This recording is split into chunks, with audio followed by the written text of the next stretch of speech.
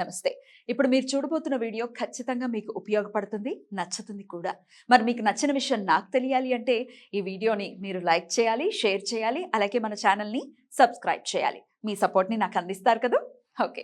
ఇప్పుడు వీడియోని స్టార్ట్ చేద్దాం. నమస్తే. Welcome to our channel. నేను కుప్పా పద్మిని. ప్రస్తుతంతో పాటు ప్రముఖ ఆధ్యాత్మికవేత్త, వాస్తు జ్యోతిష పండితులు, లలిత ఉపాసకులు, వాస్తు జ్యోతిష శిక్షణ నిపుణులు బ్రహ్మశ్రీ నానాజీ పట్నాయక్ గారు మనతో పాటు ఉన్నారు. మాట్లాడదాం. సార్ నమస్తే సార్. శ్రీమాత్రే నమః. సార్, అమావాస్య వస్తోంది. ఈ అమావాస్యని తెలుగు రాష్ట్రాల్లో చొల్లంగి అమావాస్యగా పిలుస్తారు, అలాగే మౌని అమావాస్యగా కూడా పిలుస్తారు. అయితే శుక్రవారం అమావాస్య రావటం, అందున శ్రవణ నక్షత్రంతో కూడి రావటం ఎలా చూడొచ్చు, ఎలా వినియోగించుకోవచ్చు ఈ రోజుని? అమావాస్య గాని పౌర్ణమి గాని కొన్ని తిథులకి మన గ్రహస్థితిని బట్టి ఆ రోజు చేసే పరిహారం వల్ల కొన్ని ఫలితాలు వస్తూ ఉంటాయి. ఈ అమావాస్యకు ఉన్నటువంటిది ఏమిటి అంటే, ఇప్పుడు చూడండి, కెరియర్ మోస్ట్ ఇంపార్టెంట్ కదా. ఉద్యోగం రావట్లేదనో, వచ్చిన ఉద్యోగంలో స్థిరంగా ఉండలేకపోతున్నాను, లేకపోతే వీళ్ళు మారకూడదు అనుకుని అక్కడ ఉండే వాళ్ళు మారిపోయేలా చేస్తూ ఉంటారు. ఇటువంటివి ఎవరైతే ఇబ్బంది ఎక్కువ పడుతుంటారో, దశమ స్థానము అంటారు, సహజ దశమ స్థానంలో జరుగుతుంది. ఇప్పుడు ఈ అమావాస్య అంటే మకర రాశిలో జరుగుతుంది. మేషం నుంచి మకరం అనేది దశమ స్థానం. అక్కడ రవిచంద్రులు ఇద్దరు కలిసి ఉంటున్నారు మనకి శాస్త్రరీత్యా. అందుకని ఏంటి, అమావాస్యని క్రియేట్ చేసి ఇది ఆ సమయంలో అమ్మవారి ఆరాధన ఎవరైతే ఎక్కువగా చేస్తారో ఖచ్చితంగా వాళ్ళకి ఉద్యోగ దోషాలు పోతాయి. అంటే ఎలా అంటే, ప్రకృతి కొన్ని తిథులు నక్షత్రాలు, ఇప్పుడు మనకు చూడండి గురు పుష్య యోగము అంటాం. అంటే గురువారం పుష్యమి నక్షత్రం వస్తే గురు పుష్య యోగం. ఆ రోజు మనం చేసుకునే విధి విధానాలను బట్టి మనకుండే జాతచక్రంలో ఏదైతే తగ్గిందో యోగం, మనం పూర్వజన్మలో చేసుకున్న కర్మల వల్ల ఇది ఫుల్ఫిల్ చేస్తాం. అలా రాజ్యకారకుడు రెండు రాజ్యగ్రహాలు సహజంగా చెప్పాలంటే. చంద్రుడు కూడా రాజ్యగ్రహమే. మీకు గవర్నమెంట్ జాబ్స్ ఒక్కొక్కసారి చంద్రుడు కూడా ఇచ్చేస్తాడు. అందుకే రాజ్యగ్రహాలు ఆ రెండు. అందుకే కదండి ఇప్పుడు తల్లిదండ్రి కదా ఇల్లు నడిపించేది, వాళ్ళిద్దరు కదా. ఇంటికి రాని ఆవిడ రాజు రాణి అంటారు, రాజు రాణి కదా. అందుకని ఏంటంటే రాజ్యాన్ని ఏలేటువంటిది రాజుకి ఎంత ఉంటుందో రాణికి కూడా అంత ఉంటుంది. కాబట్టి చంద్రుడు కూడా రాజ్యగ్రహమే. అందుకే మనకి గవర్నమెంట్ జాబ్స్ లో రవికి ఎంత ప్రాముఖ్యత ఇస్తామో చంద్రుడికి కూడా వచ్చింది అనుకోండి, ధనయోగాలు, గవర్నమెంట్ జాబ్ ట్రై చేసుకోవచ్చు అని చెప్తాం. కాకపోతే అప్పుడు ఏంటి, ఈ వాటర్ డిపార్ట్మెంట్ అను, లేకపోతే ట్రాన్స్పోర్ట్ అంటే ట్రావెలింగ్ అను, ఏపీఎస్ఆర్టీసీ లేకపోతే ఈ రైల్వే అను, ఈ రూట్ లో చూసుకోవాలి. చరకారకుడు కాబట్టి. రైట్. అయితే ఈ రెండు రాజ్యగ్రహాలు, అందులో చంద్రుడు వీక్ అయి ఉన్నాడు అమావాస్య.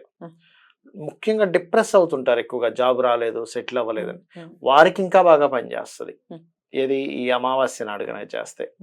ఏం చేయాలి? సహజంగా అమ్మవారి యొక్క స్తోత్ర పఠనం, లలిత, లేకపోతే మీకు ఏదైనా లక్ష్మీ అమ్మవారికి సంబంధించిన స్తోత్రాలు. ఎందుకంటే అమావాస్య నాడు లక్ష్మీదేవి యొక్క అనుగ్రహం ఇంకా బాగా పనిచేస్తుంది అంటే. శుక్రవారం వచ్చింది కాబట్టి ప్రత్యేకంగా నేను చెప్తుంది కూడా శుక్రవారం వచ్చిందనే.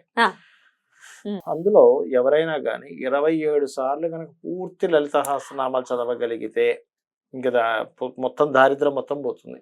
ఒక్క అమావాస్య చాలా అలాంటిది. అంతే కదా. అంటే శుక్రవారం కూడా వచ్చింది కాబట్టి, శుక్రవారం కలిసి వచ్చింది కాబట్టి చెప్తున్నాను. డే అంతా పడుతుంది దాదాపుగా మీరు స్పీడ్ గా చదివే వాళ్ళు అయితే 20-15 minutes లో చదివేయగలుగుతారు ఒకసారి. కొంచెం స్లోగా మనకి యూట్యూబ్ లో వచ్చినట్టయితే అరగంట పడుతుంది. నేనేమంటానంటే ఒక 9 times ఫస్ట్ చేయండి ఉదయం నుంచి. ఇప్పుడు ప్రతిసారి మీరు అమ్మవారికి నైవేద్యం పెడతారు, ఏదో పండు పెడతారు, ద్రాక్ష పండు, అరటి పండు, ఏ యాపిల్, నారింజ ఏదో పెడతారు. ఆ 9 సార్లు ఒకసారి చదివాము, నైవేద్యం పెట్టాము, హారతి ఇచ్చాము, మళ్ళీ స్టార్ట్ చేస్తాం. 9 times సెట్ అయిపోయాక ఆ పదార్థాన్ని మీరు స్వీకరించవచ్చు కూడా ప్రసాదంగా. స్వీకరిస్తూ మళ్ళీ చేసుకోవచ్చు. మళ్ళీ 9 times ఈవినింగ్ అవుద్ది, మళ్ళీ స్వీకరిస్తారు. అలా 9 times అయితే 9 3 27. బ్యూటిఫుల్.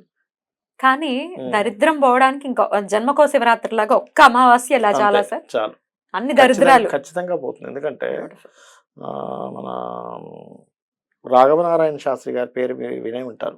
ఒకప్పుడు మనం లాస్ట్ ఎపిసోడ్ లో ఇక్కడ మాట్లాడుకున్నాం. అతను బాలా ఉపాసకులు ఆయన. అతనికి కూడా ఒకసారి దారిద్రం వచ్చింది ఇలాగే. వచ్చినప్పుడు ఆయన ఏం చేసింటే, ఆయన ఇంట్లో కనీసం తినడానికి గింజ కూడా లేదండి. అది దాదాపు ఇది ఒక 80 ఏళ్ళ 90 ఏళ్ళ క్రితం విషయం ఇది. అప్పుడు ఆయన ఏం చేశాడు, ఇలాగే లలిత సహస్రనామాలు చదవడం, నీటి చుక్కను నైవేద్యంగా పెట్టాడు ఆయన దగ్గర ఏమీ లేక. 27 సార్లు చేసి అలిసిపోయి పడిపోతే అప్పుడు అమ్మవారు వచ్చి అతనికి పాయసం తినిపించింది.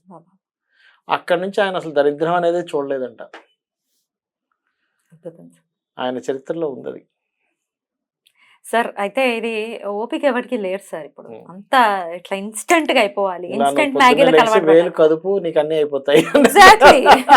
ఎగ్జాక్ట్ మనం కళ్ళు తెరిచి కళ్ళు మూసేలోపు పోవాలి. ఏం చేయాలి? అలాంటి సింపుల్ అండ్ స్మార్ట్ రెమెడీస్ కోసం అడుగుతుంటారు. యాక్చువల్ గా కష్టపడింది ఏది సాధ్యపడదు. ఎందుకంటే అమ్మా కష్టపడితేనే సాధ్యం అనడానికి, అది దేవతలకైనా కష్టపడాలని చెప్పి నిరూపించడానికే మనకి సాగర మతనం, క్షీరసాగర మతనం. వాళ్ళందరూ దేవతలు ఇలా ఒక దగ్గర కూర్చొని ఇలా అని కొండను తిరగమంటే అయిపోతుంది. మరి ఎందుకు వాళ్ళు తోకని ఒకళ్ళు తలనొకలు పట్టుకొని ఎందుకు లాగారు? అంటే నువ్వు వాళ్ళ రేంజ్ లో అమృతం రావాలంటే వాళ్ళు కూడా కష్టపడాలి. మన రేంజ్ లో ఒక ఉద్యోగం రావాలంటే ఇది చెయ్యాలి. 27 సార్లు కొంచెం చేయాలి. మరి మాకు చదవటం రాదు ఇట్లాంటి సెట్ ఆఫ్ పీపుల్ కూడా ఉన్నారు కాబట్టి మరి వాళ్ళ పరిస్థితి ఏంటి? వీడియో పెట్టుకొని వినటమే. Second option. ఇంకా డెడికేటెడ్ గా ఆ రోజుని ఉంచేసుకోవాలి. అలాగా ఉద్యోగం కాదండి, ఉద్యోగం అంతా బానే ఉంది, ఇంకే సమస్యలను అధిగమించడం కోసం ఈ అమావాస్య. కొంతమందికి అత్తగారితో పడదు చూసారా, అలాంటి వారికి, లేదా ఒక్కొక్కసారి పార్ట్నర్ ప్రాపర్టీ విషయంలో ఏదైనా ఇబ్బంది ఉంది. కొంతమంది చూడండి భర్త ఏదో ప్రాపర్టీ కొంటాడు, అది ఏమవుతుంది కబ్జాలోకో ఏదో ఇబ్బందిలోకి వెళ్ళిపోతుంది. అప్పుడు భార్య చేయొచ్చు, ఇది భార్య చేస్తే, లేదా భార్య ప్రాపర్టీ ఏదైనా అయింది భర్త చేయొచ్చు, ప్రాపర్టీ రిలేటెడ్ కూడా ఇష్యూస్ చేయొచ్చు. అయితే ప్రాపర్టీ చేసేటప్పుడు మాత్రం వారాహి అమ్మవారి అష్టోత్తరాలు చదువుకోవాలి. వారాహి చేసుకుంటే తొందరగా ఇష్యూ క్లియర్ అవుతుంది. అదంతే. ఎందుకంటే మీరు గమనించండి, ఎందుకు ప్రాపర్టీకి వారాహి అంటారంటే సముద్ర గర్భం నుంచి తీసుకొచ్చింది ఎవరు? వరాహమూర్తి. మీరు ఎప్పుడైనా వరాహాన్ని మీరు గమనించారా? అన్ని జంతువుల్లో కాకుండా అది వాసన చూసుకుంటూ తిరుగుతుంది భూమి మీద.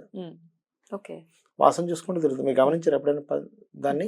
వరాహాన్ని మూత అలా పెట్టుకుని వెళ్తుంటది, అన్నిట్లా మామూలుగా వెళ్ళిపోదు. స్మెల్ ఉంటదండి. ఈ భూమికి ఒక స్మెల్ ఉంటుంది. ఆ స్మెల్ ఎప్పుడు తెలుస్తుంది అంటే మనకి వర్షం పడ్డప్పుడు తెలుస్తుంది. 4 చినుకులు పడి పోయాక చాలా అద్భుతంగా అది భూమి ఆ గంధపు వాసన అంటారు దాన్ని. ఒక రకమైన గంధపు వాసనలా ఉంటుందట. దాన్ని ఆస్వాదిస్తుంటుందట వరాహం. అందుకే అది తొందరగా ఆస్వాదించి, ఇప్పుడు నరసింహస్వామి మన మహావిష్ణువు మామూలుగా విష్ణు రూపంలో వెళ్ళి తెచ్చేసేవచ్చుగా, ఎందుకు వరాహ రూపాన్ని ఎందుకు ఎత్తాడు ఆయన అంటే దాన్ని క్యాచ్ చేసి పట్టే శక్తి దానికి ఉంటుంది. అందుకని అది స్మెల్ చూడడం చేస్తూ ఉంటుంది. వరాహి దేవిని కూడా వరాహి దేవిని చేసుకుంటే మీకు దానికి ఎనర్జీ ఏంటి? భూమిని తీసుకురావడం, భూమిని మనకు తీసుకురావడం తన ఎనర్జీ. అందుకని ఆ ఎనర్జీని చేసుకుంటే మీకు భూమి వస్తుంది. Beautiful sir. అయితే లలితా సహస్రనామం చెప్పారు, స్తోత్రం కూడా ఉంటుంది కదా సార్, అష్టోత్తర శతనామావళి చేసుకోవచ్చు, దాన్ని కూడా చేయొచ్చు 27 సార్లు.